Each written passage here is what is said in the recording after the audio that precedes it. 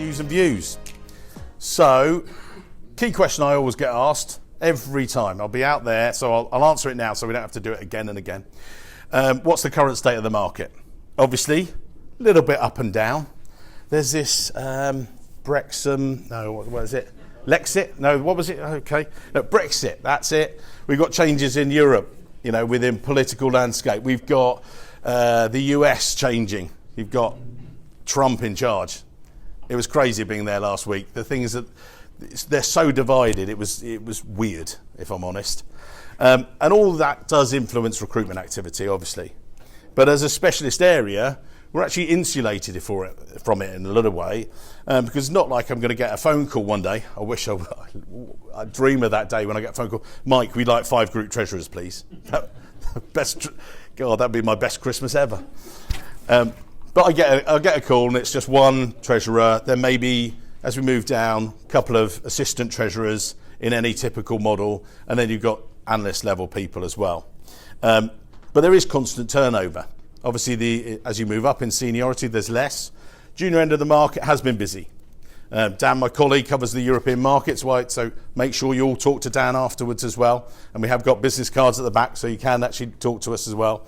But it has been pretty busy. Particular areas, we've said recently, Netherlands, Luxembourg. Here in Austria, we've started to see an upsurge. I think it's also because we're getting more well known as well.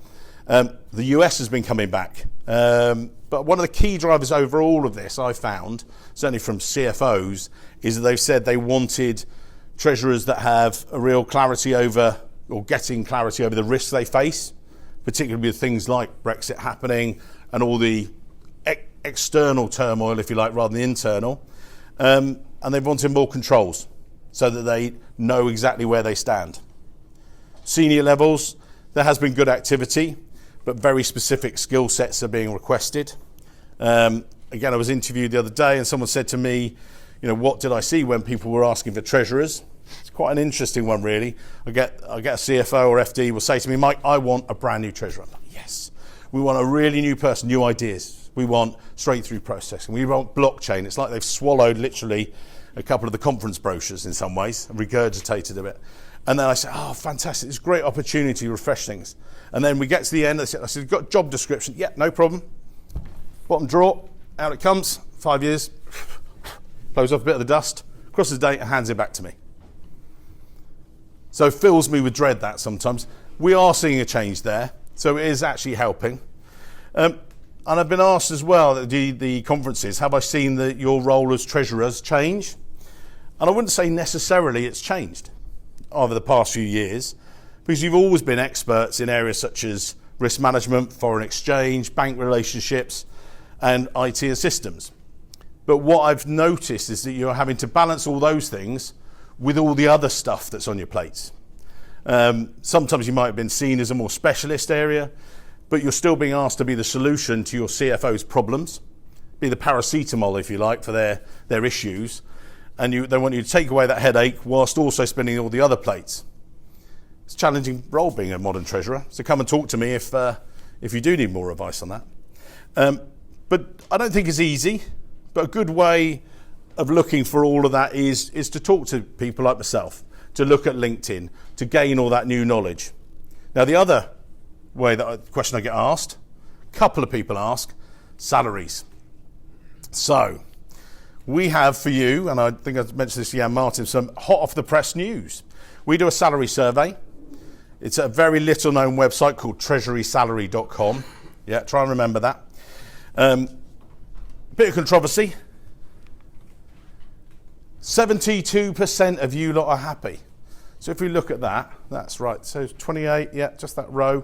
So you lot are really happy. Fantastic. I'll be seeing you lot at the bar. Guys, this lot are buying because they're very happy. Currently, we've got approaching 600 participants in the salary survey. So in terms of Austria, though, we only have, not saying that just these 4 gentlemen, it's a confidential survey, but just 4 Austrians taking part. If we do get enough Austrian participation, we'll run a straight ACTA survey as well, so you actually know exactly where to benchmark yourselves. 3 minutes to take part, 200-page report for free as a result. exclusive results as well for anyone takes part. Now the funny bit, people say 72% happy. So stable teams, right? Everyone's really happy, they're not moving. Does it? So you're all looking for new jobs. Calm down. Just give me a card when you are looking for the new job. More than 80% said yes, they were looking for a role. So what does this mean for you when you're managing teams? As well as being an eye-opener and a couple of laughs there, if you think it's because your teams are unhappy and it's because they're not being paid enough, it's crazy. It's a salary survey. It's about the money, right? It's not about the money. Those are some of the reasons. So this was colour, but we brought it down to make it a bit readable. Again, we'll share it with you. So you need to be focusing on, these are the reasons why people actually, what makes people happy in their roles. But the other bit is, what makes them unhappy? It's you as a boss. It's the work itself. The weird, crazy bit is, salary was there. On the previous one, competitive salary is actually 2%. It's actually doing something worthwhile, making a difference. That's what's really different, is making varied, enjoyable work. And what are the other bits I say about this? Unhappy, let's go to unhappy. How do you feel about your salary? This is overall. 67% comfortable. Don't worry, I'm not doing a Paris moment and just reading off the slides again. This is just to make a couple of points on it. If they're unhappy in their roles, it's not about then throwing them the money. Now, people have said to me in the past, the observation that I've made as I've grown and we've done this salary survey before, is people have said, do a salary survey, is it actually, and as people get more senior, they do get happier.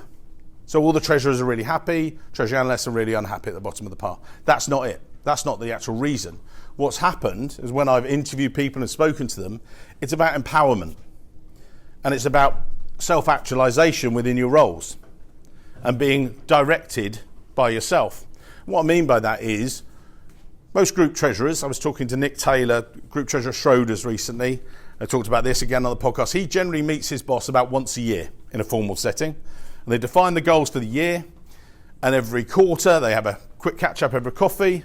If there's an emergency, they get together straight away, but other than that, it's like, how are you doing? Yeah, I'm on track, yeah, great, all right, bye. That's it. Treasurers, or treasury managers, and treasury analysts in particular, are being directed every day. Please do this. Please do this. Please do this. And that's what it is. It's about setting them goals and helping them. So it's offering ways that you might be able to give their roles a challenge and recognising their efforts. So we come back to that dreaded, well, if you do want to take part in the survey, as I say, treasurysalary.com. Worth taking part in. Now this next one, oh yeah, love it, Brexit. And also robots. It's all right, you're all going to be taken over by the Daleks soon. Is Brexit, I know that's the next, I'm not going to say too much about it because I don't want to do the next lecture as well. Is it directly affecting treasurers? It's not. And I don't think it will necessarily affect treasury professionals because you guys spend your time coping with all these different issues and challenges. But it does mean the markets you're dealing in have further issues. You as skilled treasury professionals need to prove your case to work them. I also get people saying, with Brexit, is it going to affect migration of staff? It already has. There's a net migration loss to the UK where lots of people have left. Who's left? People below 50k in general. When you actually look at the salaries, the people in skilled employee aren't leaving. So basically, you guys are dealing with it, and I think it's less of an issue. When we talk about IT, are you all going to be taken over by robots? No. There's always going to be automation, removing some of the mundane tasks. I know everyone says, the robots are doing this. But you guys have taken away the low-value tasks before anyway. You've either outsourced them to lower cost bases, or you've automated them. You've brought in treasury management systems. You're focusing on future finance. Now, I know that robots, it'd be great if they could predict the future, and you guys are looking at the future as treasurers. Now, if you do know how to predict the future really accurately, I'd like to know next week's lottery numbers, please. Okay, no, don't worry. So, joking aside, you've got to have agility of mind and thought.